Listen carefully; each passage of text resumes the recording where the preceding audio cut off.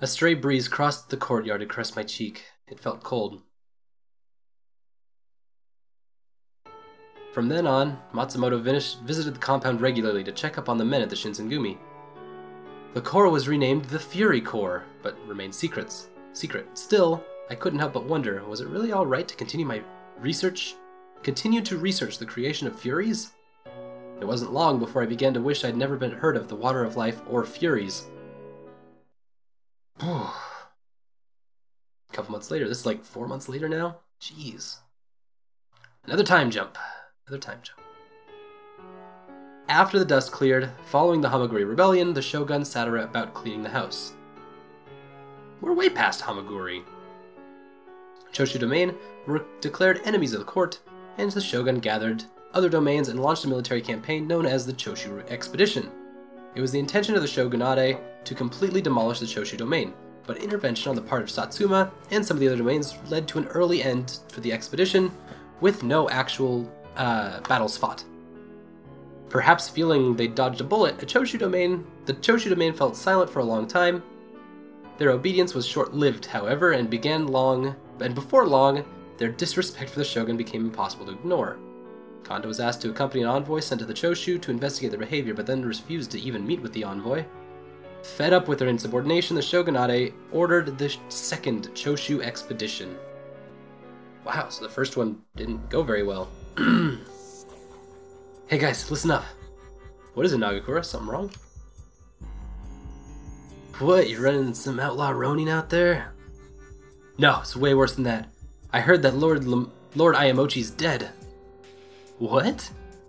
Lord Ayamochi, the 14th shogun of the Tokugawa shogunate. I could feel my chest tighten. I'd never seen his face in person, and neither had most of the Shinsengumi. Even so, the Shinsengumi had been assigned to guard him in the past. He was a symbol of the shogunate. Are you sure? Man, this has gotta be the worst time for something like this to happen. What's gonna happen to the Choshu expedition? Have they decided on a new shogun yet? I don't really know any of the details.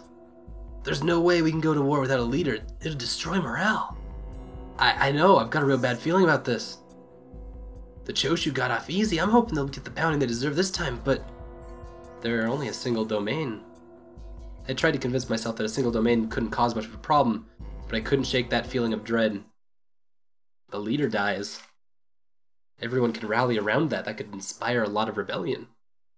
Especially from other domains that could rally together. Soon afterward, the shogunate led a massive army against the Choshu. The expense of the war weighed heavily on the coffers of the other domains, and they fielded fewer troops than the shogunate had hoped for.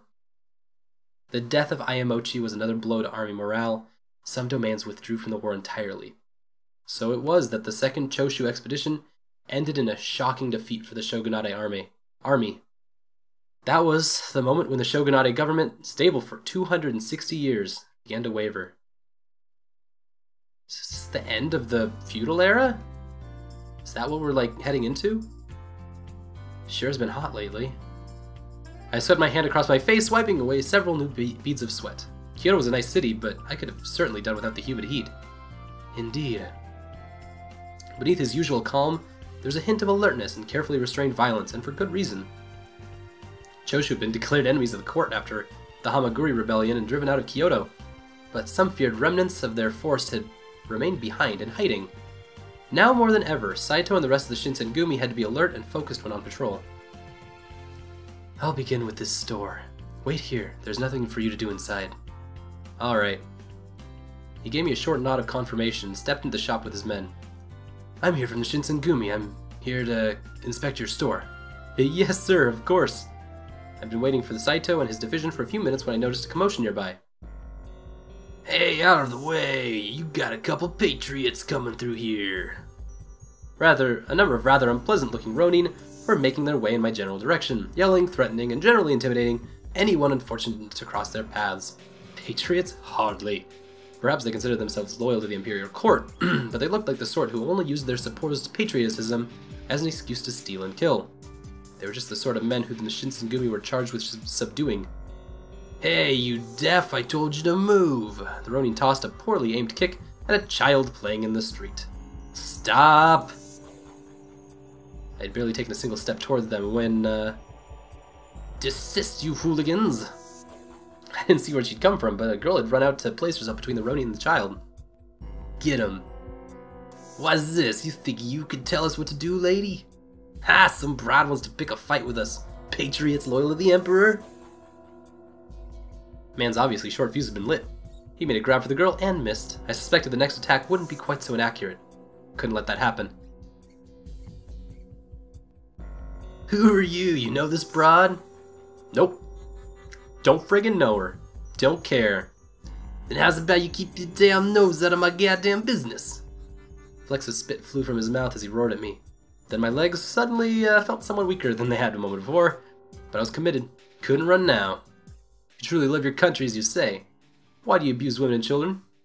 Samurai should protect common people, not attack them. What did you say? Suddenly self-confident man. That's right, you tell him, son. How do you like that, you damn Ronin patriot my ass? Get out of my city. Something about my speech seemed to have struck a chord with the crowd that had begun to gather. With the cheers, my legs started to regain some of their usual steadiness. You son of a bitch. With the rough hiss of metal, the Ronin's sword leapt from its scabbard. I suddenly discovered I had difficulty swallowing. I could try to dodge, but if I did, he might hit the girl my actions had intended to protect. Nope, that wasn't an option. I shut my eyes. Slowly, carefully, I opened my eyes. Why'd you shut your eyes? You are armed. Just, like, do the sword fighting thingy. You needn't worry. I used the back of my sword. Good guy, Saito. I like him. Oh, noble. You... Take them to the headquarters. They may be Choshu. Yes, sir. Working quickly, Saito's men set to work binding the Ronin for transport. Saito's cold eyes fell on me. That was reckless. Why didn't you call me? Sorry, I wasn't thinking. The gentleman was right. You were dreadfully reckless. I had the situation quite well in hand. Scolding from Saito was expected, but I hadn't thought my erstwhile damsel in distress would contribute. I'm sorry I made you worry. Gave her a short, slightly confused bow, to which she blinked as if suddenly remembering something very important. Oh, but you did save me now, didn't you? And I haven't yet thanked you. How crude of me. Thank you. I must say, you're awfully courageous. Most people wouldn't dare confront a Ronin so. No, I didn't. I mean, Saito and his men saved me. I didn't really do anything. She raised a dainty hand to her mouth in a poor attempt to stifle a giggle. Oh, you needn't be so modest. I suspect that this, our meeting here, is Providence. Young ladies must watch out for one another here in the city. Saito glanced from her to me, and an expression flickered across his face that I couldn't quite place. You can't expect to fool everyone. There's no need to worry about it. Oh dear. Was it supposed to be a secret? Perhaps I shouldn't have mentioned it. Well, wasn't entirely sure how to respond. How does a person respond to that sort of question? She seems to sense my confusion and gracefully moved on. I'm terribly sorry, but I don't believe I've even asked your name. How terribly boorish of me. I should very much like to be friends, but it's difficult to become acquainted with the nameless.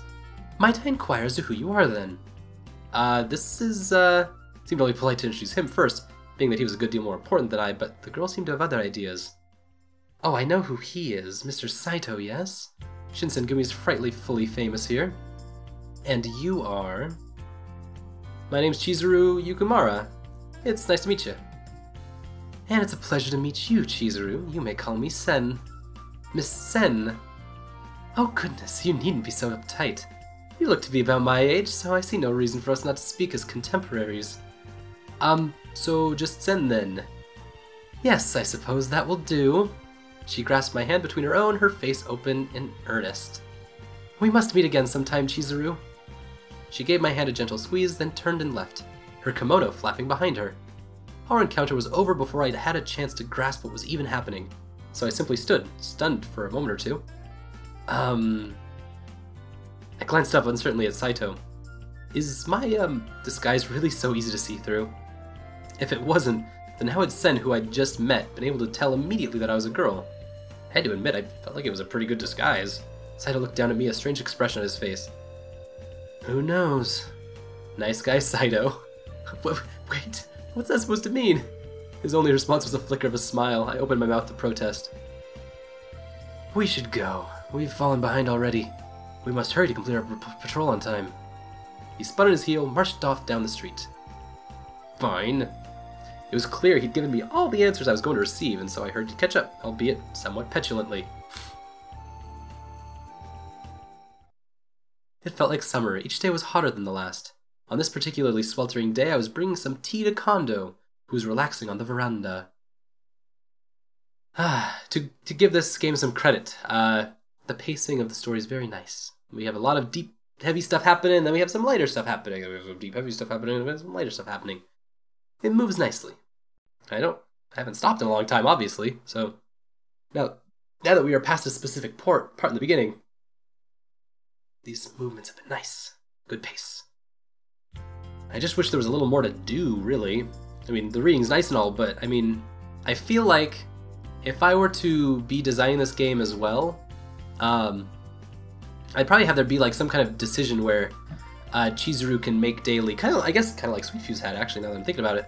But maybe there's a choice that Chizuru can make where she like trained every day, and that would somehow change the effects of the story. Because I'd like to hear how she trains as a swords woman, a swords person, and I think that'd be kind of cool. It could influence the story in some small, subtle ways where she could be more confident in her ability, or other people perceive her differently based on some kind of aspect. There could be even something that could be said about, there could be critique about machismo and sword training and stuff like that.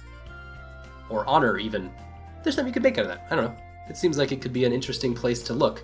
And it would be a consistent decision that you could see as another overlapping mechanic besides just the decision trees. It could be interesting. I don't know. Here's your tea, sir. Oh, thank you. Like you choose to train your swords, or you choose not to, and something happens if you don't. Or if you do choose to do so, it increases your ability to, your sword ability or something. I don't know. He had been deep in thought, arms crossed, face stern. Things had been bad since Lord Iamochi's death.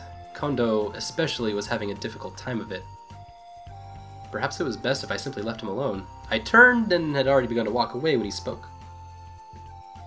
Matsumoto is examining Soji right now. Did he know about Okida's illness? What did he say? He hasn't said anything yet. I hope it's nothing serious. If something happened to Soji, I don't know how I'd be able to face her. Her? Yeah, who's her? Lines formed across his forehead and his frown deepened. When we left for Kyoto, Mitsu, his older sister, asked me to look out for him. If I made her mad, I shudder to think what might happen to me. The very thought is terrifying. What would she do to you? Wasn't exactly the sort of thing I'd ever thought I'd hear from Kondo of all people. As his descriptions of her behavior became more and more exaggerated, I found myself laughing. Hey, this isn't a laughing matter. I'd rather fight off 10 Ronin than try and argue with her. She's quite something. That makes 2 of us.